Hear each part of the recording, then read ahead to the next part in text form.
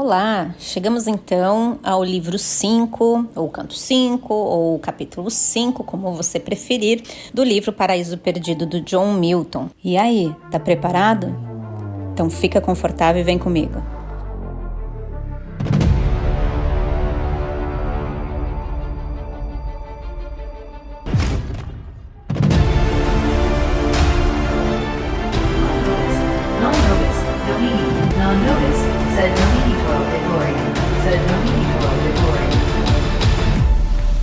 Paradise Lost by John Milton.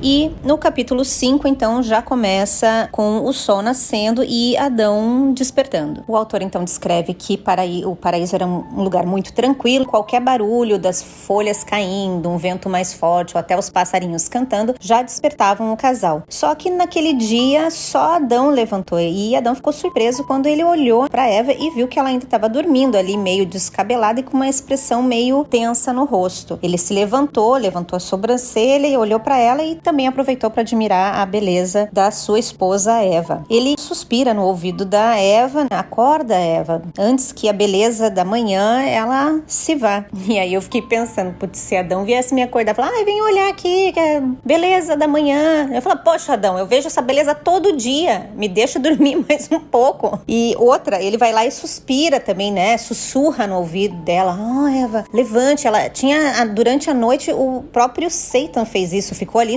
sussurrando no ouvido dela, não era à toa que ela tava ali com aquela expressão no rosto meio aborrecida, preocupada, e aí Adão de manhã vai e faz a mesma coisa. Eu, se fosse a Eva, eu acordaria bem mal-humorada, mas vamos ver como é que ela vai acordar. Bom, Eva continua ali dormindo e aí Adão continua ali falando: olha, não vamos perder a abertura das flores, toda a beleza, a fragrância, gente, como é que fala isso? O perfume lá da manhã, e as abelhas coletando o seu pólen. E aí a Eva então acaba acordando e abraça ele. Olha lá que lindinha a Eva. A Eva, diferente de mim, não acordou mal-humorada. Na verdade, ela estava preocupada. Ela abraçou Adão e disse, né: Adão, eu tô tão feliz de ver que você tá com um rosto perfeito. Eu tive um sonho que não é um sonho que normalmente eu tenho sobre você, e coisas boas, mas coisas ruins também apareceram, coisas que eu nunca pensei antes. Eu acho que eu sonhei que você falava pra mim no meu ouvido dizendo que era pra eu seguir você. E nesse sonho você falava sobre a beleza da noite, como eram os pássaros cantando durante a noite, como a luz da lua fazia tudo mais bonito, mas não tinha ninguém lá pra ver. Você falou que as estrelas, elas eram como se fossem olhos desfrutando da minha beleza. E eu segui você, só que você não tava lá. E eu estava ali procurando por você. Quando eu dei por mim, eu tava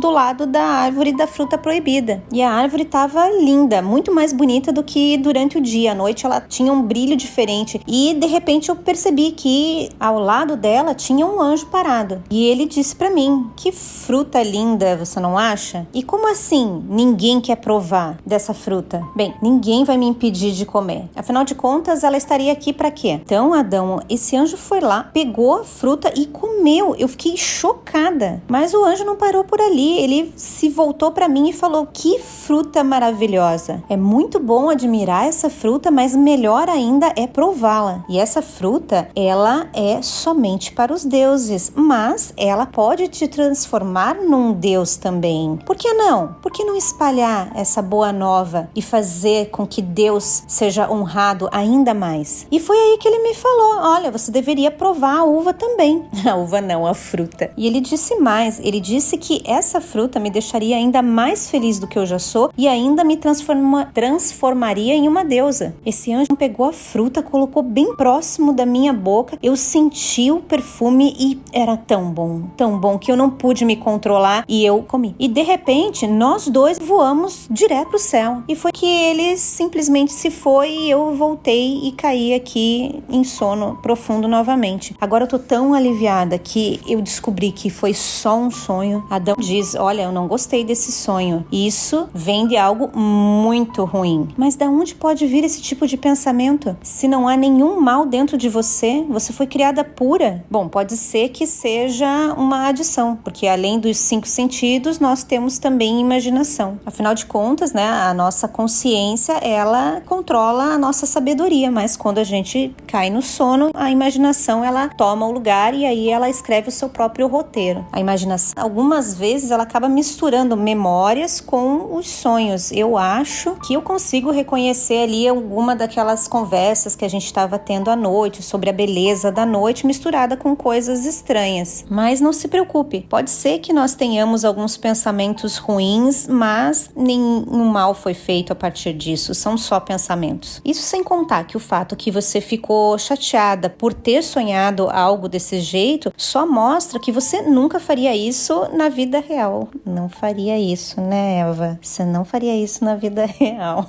Faria? Mas agora, fora essa piadinha infame minha aqui, questionando o que o Adão tá falando, se a Eva não faria isso, eu fiquei pensando, Adão não estava errado, porque eles até aquele momento não tinham pensamentos negativos, eles eram criaturas puras, e no momento então que Satan adentra no paraíso, esses pensamentos começam a surgir, e aí ele acha que pode ser a imaginação, mas antes disso, nunca isso tinha acontecido. Então Adão estava certo em levantar ali suspeita de que alguma coisa estava errada, apesar dele tentar justificar, transformar aquilo em algo que não levasse muita preocupação pro dia deles, que estava ali só começando. Bom, vamos continuar. Adão convida a Eva para que eles voltem a trabalhar no jardim, afinal de contas o cheiro da manhã ela já estava por ali, era um cheiro agradável, e a Eva se sentiu feliz porque ela não tinha ofendido a Deus. Eva também ali seca suas lágrimas com o seu cabelo, Adão beija a sua testa, e então eles já estavam ali prontos para ir para os campos do Jardim do Éden. Da porta do abrigo deles, eles conseguiam já ver a luz do sol nascendo, e eles começam as orações que eles fazem todas as manhãs. E eles eram bons naquilo, cada dia eles faziam uma oração diferente, uma mais bonita do que a outra. E também nem precisavam de nenhuma música de fundo para que a coisa ficasse linda. Eles começavam mais ou menos assim: querido Deus, quão maravilhoso você é por ter criado esse mundo maravilhoso. E ao final da oração, os dois, Adão e Eva, já estavam se sentindo melhor e eles correram lá para fazer o trabalho deles, porque tinha muita coisa para ser feita naquele jardim. E Deus observava os dois, eles colhiam as frutas, guiavam as videiras para que elas fossem para a direção correta, e Deus se sentiu mal em saber o que estava reservado para eles. Foi então que ele decide chamar Rafael, um anjo muito gentil, amigo, que uma vez salvou Tobias, que era o marido da Sara, de um demônio que tinha matado ali 7 maridos da Sara. Lembra da história lá do peixe, que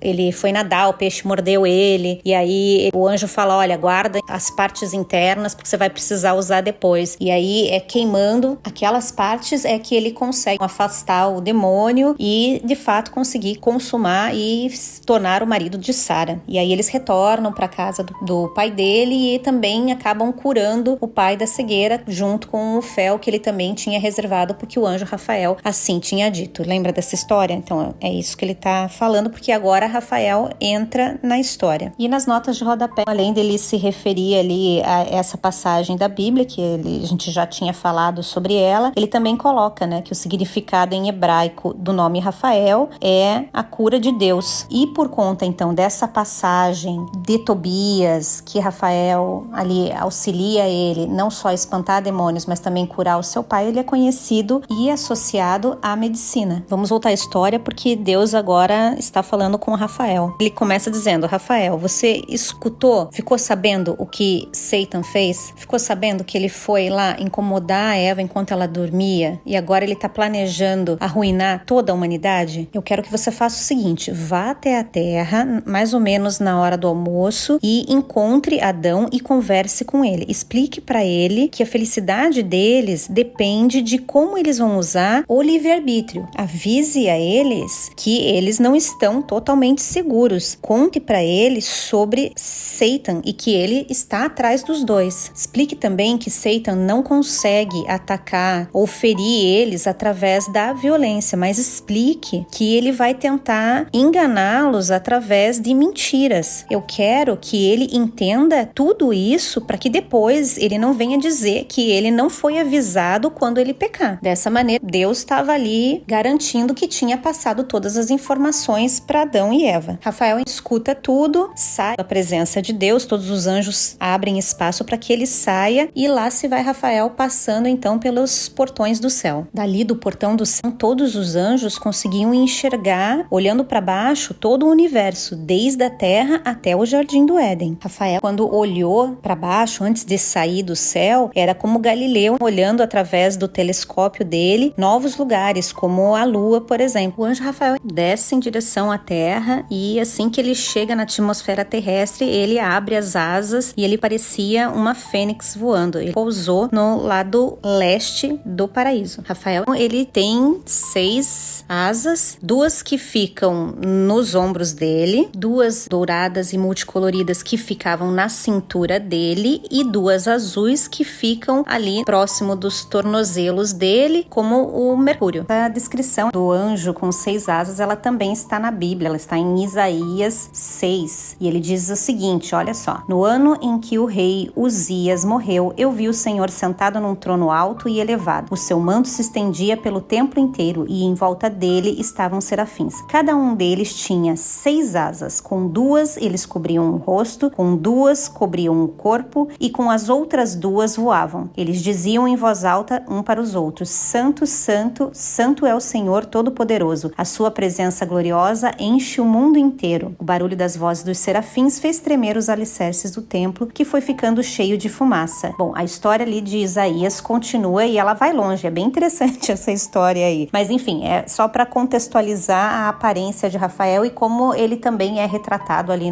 na Bíblia como um anjo de 6 asas. Bom, então quando o anjo Rafael ele batia as asas, um perfume muito gostoso saía ali do bater das suas asas. E os outros anjos que estavam no jardim de guarda reconheceram ele na hora e já se levantaram em sinal de respeito enquanto ele passava. Rafael adentra a floresta e passa ali por um monte de flores e frutos e tudo cheirava muito bem ali naquele lugar. E como era próximo da hora do almoço, Adão estava ali sentado na porta do abrigo dele, quando ele vê então o anjo do Senhor vindo. A Eva não viu porque ela estava lá dentro preparando as frutas para o almoço deles. Ela estava lá também fazendo, preparando as frutas, estava fazendo sucos, espremendo ali as frutinhas. Enfim, a Eva estava ocupada. Mas ao ver o anjo, Adão chama a Eva e grita: Eva, rápido! Venha ver, tem uma forma brilhante se aproximando. É um brilho como se fosse o sol. Só pode ser um mensageiro de Deus. Acho que ele vai ficar aqui como nosso convidado. Rápido, traga os nossos melhores refrescos para ele. Vamos oferecer para esse visitante que é representante de Deus aquilo que Deus generosamente nos ofereceu também. E a Eva ali olhando para o que ela tinha na cozinha dela, ela falou: mas Adão, a gente não costuma ter tanta coisa aqui. Normalmente a gente pega a quantidade exata para que tudo fique fresco. Mas não tem problema, eu vou rápido pegar mais algumas frutas e vegetais para impressionar com esse convidado que Deus nos enviou. Eva, ela correu, pegou ali uma combinação de frutas que ela sabia que ia funcionar bem. O autor então conta que no Jardim do Éden, todas essas frutas deliciosas que estão hoje espalhadas por todo o mundo se concentravam ali no Jardim do Éden. Ela tinha tudo ali no seu jardim de casa. A Eva, ela foi lá, espremeu todas as frutinhas, fez bebidas muito gostosas, fez doces cremosos e colocou tudo nas suas melhores louças que ela tinha lá. Porém, a Eva, ela não se preocupou só com a alimentação, ela também pegou pétalas então de rosas e espalhou ali por dentro da casa para que ficasse cheirando bem. Tudo isso enquanto o Adão estava indo lá para recepcionar o anjo. Já imagino assim Adão saindo calmamente, né, para dar um tempo para Eva, e Eva girando que nem doida, castando lá as frutas, espremendo, montando, batendo para fazer o creme, colocando nos potinhos, arrumando a mesa,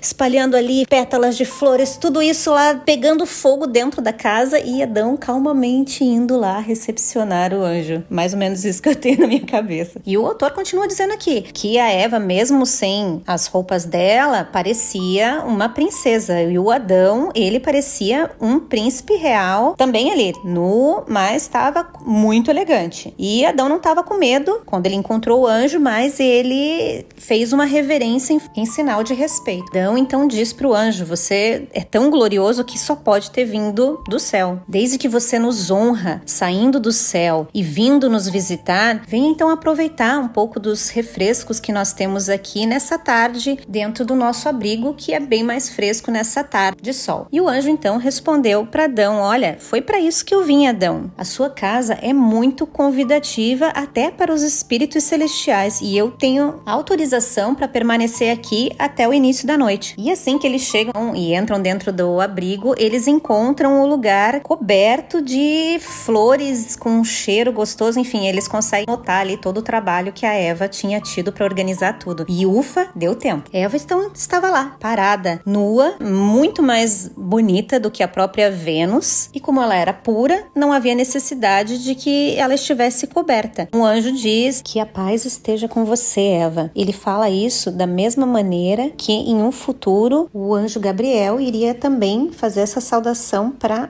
Maria, que seria a segunda Eva, né? Mãe da humanidade. Você irá encher esse mundo com muitos filhos, mais do que todas as frutas que Deus deu para vocês aqui. E se estávamos curiosos para saber como era aquela mesa que a Eva arrumou, se tinha cadeira, se não tinha naquele abrigo dos dois, o autor aqui descreve que a mesa e as cadeiras, elas eram feitas de grama e musgo. A mesa tinha como se fosse uma fruteira, sempre cheia de frutas que estavam sempre ali como se fossem frescas, né? As frutas das estações estavam ali na mesa. E não existia nenhuma pressa então para que eles sentassem e comessem, né? A comida perfeitamente poderia esperar eles conversarem um pouco, porque ela jamais ficaria fria. E Adão começa perguntando se por um acaso os anjos poderiam apreciar a comida humana. Ao que o anjo responde para ele que o homem é em parte espiritual também. Então o que Deus dá para o homem não pode fazer mal para os anjos. O anjo continua, né? Tanto eu como você precisamos de alimento para nutrir o nosso corpo e nossas almas. Enfim, tudo que é criado precisa da nutrição. A terra e o mar, então, alimentam o ar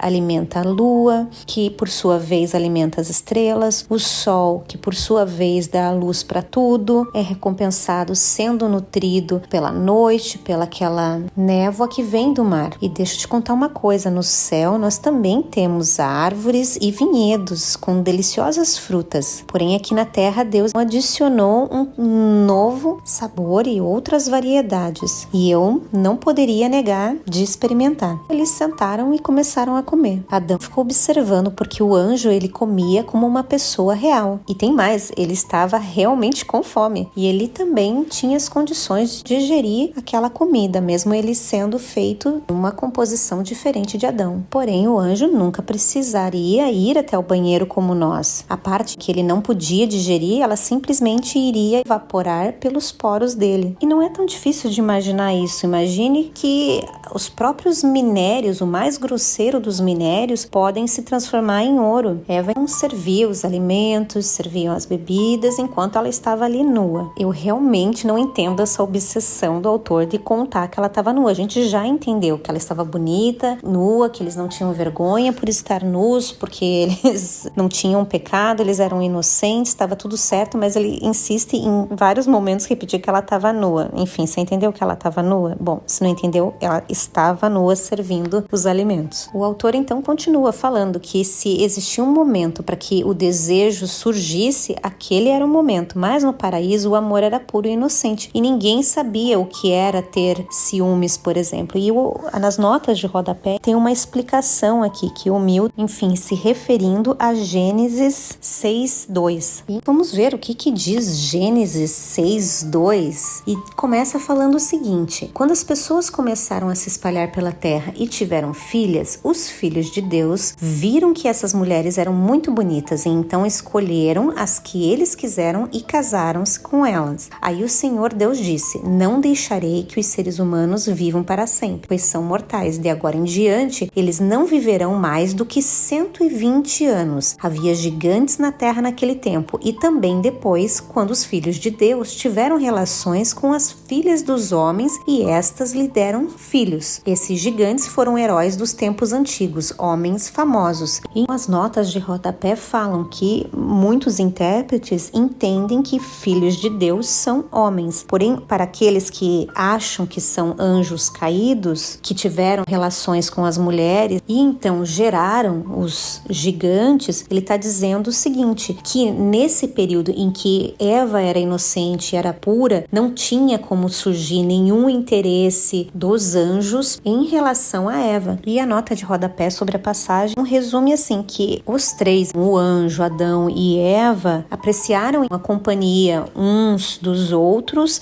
e Adão não tinha por que se sentir com ciúmes. Deixando esse adendo aqui na história, vamos continuar. Quando eles terminaram de comer, Adão queria continuar perguntando, satisfazendo curiosidade sobre os anjos no céu. E ele começa um pouco tímido, perguntando assim, Rafael, você me desculpa, mas eu não consigo parar de pensar no quanto você está gostando dessa comida, quando provavelmente a comida que você tem no céu nem se compara com a comida daqui. E é o que Rafael responde, Adão, tudo que vem de Deus retorna para ele, quando ele não é corrompido pelo mal. Tudo que Deus faz vem do mesmo material. Ele faz então de várias formas e dá a vida para alguns deles. Quanto mais próxima a vida cresce perto de Deus, mais pura e mais refinada ela se torna, tanto no corpo como no espírito. Por isso não fique surpreso que eu gosto da sua comida. O meu espírito, ele pode digerir a sua refeição sem problemas. Talvez um dia você tenha a chance então de experimentar o nosso tipo de comida. E com esses nutrientes você se torne realmente todo o espírito. E quando esse dia chegar, você terá a capacidade de voar como nós, viver aqui ou no céu, como você preferir. Porém, tudo isso se você continuar obedecendo a Deus. Por agora, não aproveite toda a sua felicidade e a vida que você tem aqui. Adão responde, que interessante. Porém, o que você quer dizer se eu continuar obedecendo a Deus? Eu não estou obedecendo a Ele o suficiente? Por um acaso você está dizendo que Ele pode parar de nos amar? Rafael então diz, eu quero que você preste muita atenção naquilo que eu estou prestes a te falar. Deus te deu uma vida perfeita, uma felicidade perfeita. Porém, continuar com essa felicidade ou não depende apenas de você e da sua obediência. Deus te fez perfeitamente bom, porém Ele deixou na sua mão continuar dessa maneira. Você tem a liberdade de escolher aquilo que você quer ser. E isso é o mesmo conosco. Os anjos são bem-vindos no céu enquanto eles forem obedientes e servirem de acordo com a livre vontade deles. Caso você ache que isso é meio impossível de acontecer, alguém não querer mais servir a Deus, saiba que existiram alguns anjos que decidiram não obedecer a Deus e foram expulsos do céu e jogados no inferno, em uma miséria que você não vai acreditar. Adão então responde,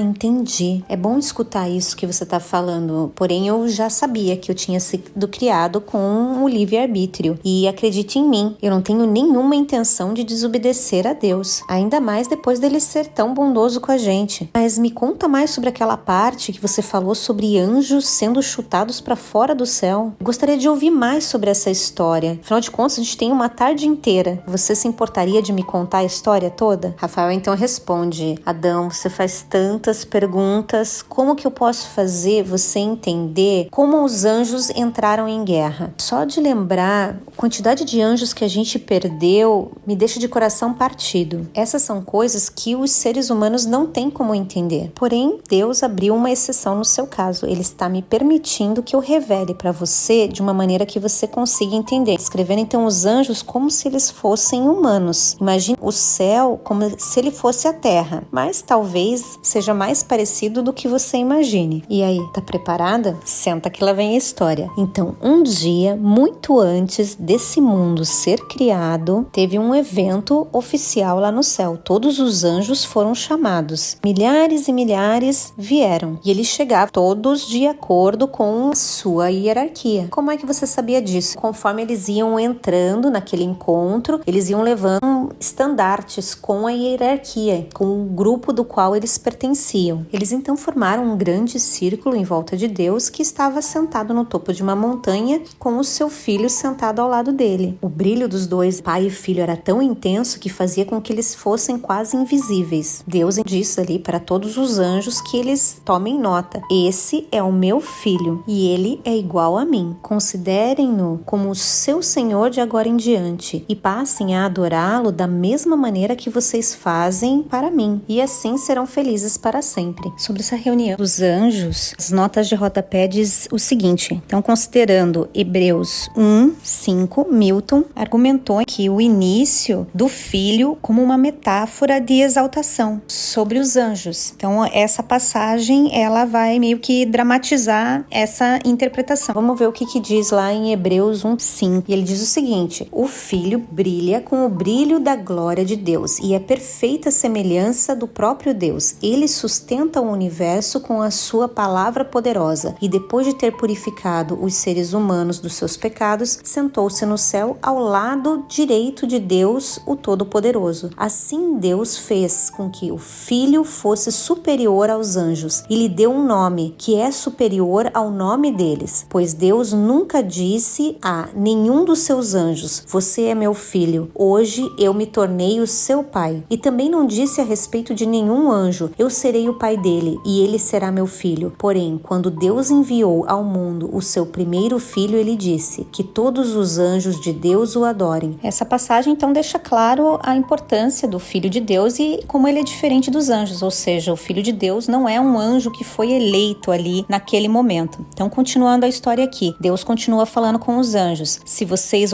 desobedecerem a ele, é a mesma coisa como se vocês estivessem me desobedecendo. E caso façam isso, vocês serão jogados do céu para sempre na escuridão. Aparentemente, parecia que todo mundo estava ok com aquela situação, porém, alguns não estavam. Só que naquele momento, ninguém falou nada, então eles passaram o resto do dia celebrando, cantando e dançando. Uma coreografia que fala aqui que era bem complicada, eram movimentos de estrelas e planetas que eles estavam fazendo ali. E até Deus ficou encantado com a música que eles fizeram naquele dia. A noite então chegou, sim, porque até no céu existe a noite. E não porque eles precisem da noite, mas sim porque eles gostam da noite, o anjo Rafael explica. E com a noite chegou o momento do jantar, as mesas estavam arrumadas e muito bem decoradas para que todos os anjos pudessem provar do néctar do céu. Todos os anjos sentaram, eles estavam com coroas de flores na cabeça, eles comeram, beberam e tiveram um ótimo período ali de felicidade, e Deus também estava muito feliz e se juntou a eles. O dia estava terminando, porém lá no céu não fica completamente escuro, fica ali como se fosse um entardecer, e todo mundo foi dormir com exceção de Deus e alguns poucos anjos que ficaram ali ainda fazendo canções sobre aquele dia em que Deus apresenta o seu filho. Porém, não foram essas canções que mantiveram Satan acordado, mas esse não era o nome dele. Porém, hoje nós o chamamos de Satan. O nome dele não é mais dito no céu. Esse anjo, ele costumava ser então um anjo do mais alto escalão entre os anjos, se não o mais alto dos arcanjos. O que mantinha ele então acordado era o ciúme que ele estava sentindo do Filho de Deus. Quando deu então meia-noite, ele acorda próximo em seu comando e começa a tramar algo contra o Filho de Deus. Ele começa chacoalhando ali o seu companheiro e fala: como é que você pode dormir depois daquilo que a gente escutou da boca do nosso Todo-Poderoso? Ao que o seu companheiro respondeu: eu sabia que nós estávamos pensando a mesma coisa. Você está preparado para esse novo partilhamento das leis? De qualquer forma, não precisa responder, nós não podemos falar aqui. Vamos reunir os nossos homens e vocês me encontrem na parte norte antes do dia amanhecer. Nós vamos preparar uma linda festa para esse novo rei, o grande Messias, quando ele chegar para ostentar todo o poder dele sobre nós. Satan naquele momento era uma péssima influência para todos os anjos próximos dele, dos quais ele espalhou essa mensagem e pediu para que eles replicassem para outros anjos também. Porém, Satan, que não era bobo, ele usou as palavras dele de maneira muito cuidadosa para perceber ali quem eram os anjos leais a ele ou não, e quais ele teria que persuadir para que entrasse na causa dele. Ele não precisou se esforçar muito, que nenhum deles recusaram. Afinal de contas, Satan era como se fosse o superstar lá do céu. Os seguidores dele formaram 1/3 da população total de anjos do céu. Porém, como sabemos,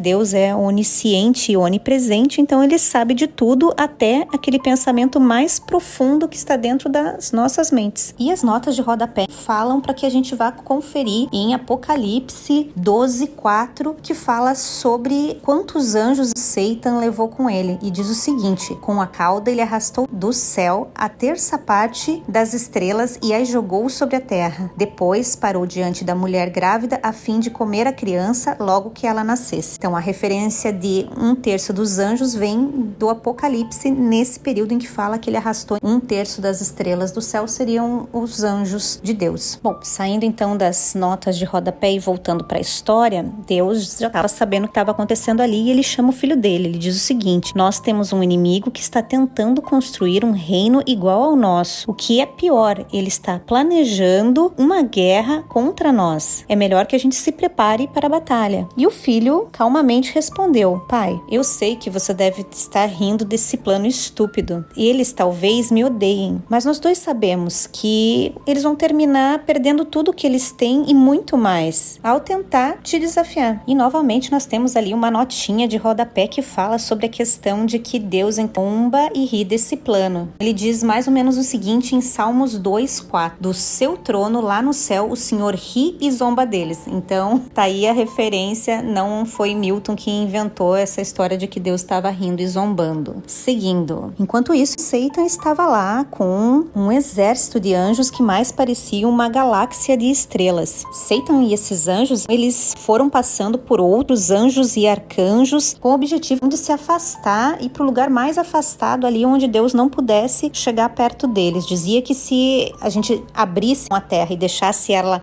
plana, essa viagem de ida e volta seria 3 vezes, 4 vezes maior do que a distância que eles viajaram para poder conversar escondidinho de Deus. Até que finalmente eles chegaram na parte norte do céu. Nesse espaço, Satan se sentiu como se ele estivesse no reino dele. Satan era o nome dele, porém o seu antigo nome era Lúcifer. Ele estava ali cercado por pirâmides de diamante e torres douradas. E daquele ponto, então, ele estava ali planejando contra Deus e também brincando de Deus, imitando a maneira com que Deus falou no dia anterior, explicando sobre o filho para os seus seguidores. Ele estava fazendo exatamente a mesma coisa agora. Quando todos os anjos estavam ali sentados, todo mundo se ajeitou, ele começou a destilar o veneno dele de malícia e engano. Ele começa nominando ali cada hierarquia angelical, dizendo tronos, dominações, principados, virtudes, poderes e assim por diante. Me digam, esses títulos significam alguma coisa para vocês? Agora que nós descobrimos que nós temos um novo rei do qual nós temos que adorá-lo e foi dado a ele todos os poderes de Deus, eu marquei essa reunião aqui às pressas para que a gente pudesse então decidir como que a gente vai lidar com ele. Porque sim, ele vai chegar e vai esperar que a gente se ajoelhe perante a ele. Nós já não temos o bastante em adorar apenas um, agora nós temos um segundo, ou seja, agora a gente vai ter que ficar se curvando 2 vezes ao invés de uma só. A nossa resposta deveria ser: vá pro inferno com isso, nós já tivemos o bastante. Ou então nós preferimos continuar nos ajoelhando novamente? Eu acredito que a resposta é não. Ainda mais se eu conheço vocês tão bem quanto eu conheço, ou se vocês conhecem vocês mesmos, vocês sabem que vocês não querem continuar se ajoelhando, dessa vez para o Filho de Deus. Afinal de contas, vocês não são propriedade de ninguém. Vocês podem não estar na mesma hierarquia, porém, vocês sempre foram igualmente livres. Quem ele pensa que é para ter poderes sobre nós? Afinal de contas, nós somos iguais. Quem é ele para fazer as leis agora? Nós estávamos muito bem sem ele até agora. Quem ele pensa que é para ser o nosso Deus e ainda por cima esperar que a gente o adore? Nós somos líderes, não servos. De repente, então, ali surgiu Abidiel. Ele se levantou no meio daquela audiência e ninguém era mais fiel a Deus do que esse anjo. E ali nas notas de rodapé, então, nós temos que Abidiel, em hebraico, significa servo de Deus. E vamos retornar à leitura e sair das notas de rodapé, porque Abidiel está ali enfurecido com o que ele escutou. Ele levanta e grita: mentiras, blasfêmias. Ninguém nunca imaginou escutar tamanha ingratidão, deslealdade aqui no céu. Ainda mais vindo de alguém como você, que tem muito respeito aqui e uma posição elevada no céu. Você diz que é injusto impor novas leis para anjos livres e que nós deveríamos reinar igualmente? Ou seja, você está dizendo para Deus o que ele deve fazer? Você está pensando em ensinar a Deus sobre liberdade? Aquele que nos criou e que nos deu os nossos poderes e pode decidir os nossos limites? Por experiência própria, nós sabemos que Deus sabe o que é bom para a gente. Ele não está tentando nos fazer menores, mas sim nos tornar ainda mais felizes e unidos. Mas uma coisa você está certo, não seria justo que iguais agissem como iguais sobre os seus iguais. Mas, mesmo você se considerando todo-poderoso, você realmente se considera igual ao Filho de Deus? Deus criou todas as coisas através do seu Filho, até mesmo você. Ele, o Filho de Deus, inclusive criou os anjos com todas as glórias e deu a eles vários rankings. Colocá-lo sob as nossas cabeças não nos diminui, na verdade nos aproxima, faz com que ele seja um de nós. Afinal, as leis dele serão as nossas leis e a sua glória será então compartilhada com todos nós. Então, por favor, pegue de volta essas palavras horríveis e vamos fingir que nada disso aconteceu. Assim então que Abigail terminou de falar, Satan ficou satisfeito que ninguém estava mostrando ali nenhum apoio ao anjo. Satan então diz, olha, meio que isso é novo para mim, que nós fomos criados pelo Filho de Deus. Aonde que você ouviu isso? Você se lembra de quando você foi feito? Eu não. O que nós nos lembramos é de sempre estar aqui. Nós fazemos parte do céu. Nós fomos criados. Ninguém nos criou. Nós nos ensinamos. Ninguém nos ensinou. E nós fazemos o nosso próprio poder. Não é ninguém que nos dá esse poder. Meu Deus, o orgulho, a raiva e a ambição de Satan cegam ele, né? Cegam ele, mas ele não para, ele continua. E continua blasfemando, dizendo, nós vamos descobrir quem não é igual de quem. Quando Todo-Poderoso descobrir que em volta dele não existem mendigos, mas sim guerreiros. Agora leve essa mensagem para o seu novo rei e vá logo, antes que você se arrependa de continuar aqui. Houve ali vários burburinhos de aprovação. E o pior, alguns ainda aplaudiram, mas a Abigail ali não estava com medo não. Abigail diz, amaldiçoado seja você por estar espalhando palavras de mentira para todos os seus seguidores. Você se espalha como uma doença. E não se preocupe sobre as leis do Messias, afinal de contas elas não são para você. E eu vou sair daqui agora mesmo, não porque você está ameaçando, mas porque eu não quero estar aqui quando Deus descobrir e vier atrás de você e colocar fogo em todo esse lugar, com vocês dentro. Deus criou vocês e pode desfazer a sua criação. Porém, isso você vai descobrir em breve. E de todos aqueles anjos que estavam lá, Abigail foi o único anjo fiel entre eles. E todos aqueles anjos não podiam abalar a lealdade dele a Deus. Como ele estava ali na frente, né? Então ele teve uma grande caminhada para passar por todos aqueles rostos hostis, porém ele não estava com medo. Tanto é que ele devolvia cara feia para todos aqueles anjos também. Ele não baixava a guarda. E ali foi a última vez que ele esteve no grupo de Satan. A partir dali ele virou as costas para sempre para Satan e seus seguidores. E assim terminamos o livro 5 do Paraíso Perdido.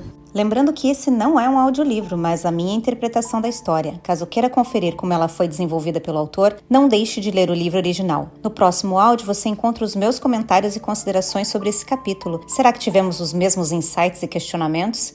Te espero então no próximo áudio. Até lá!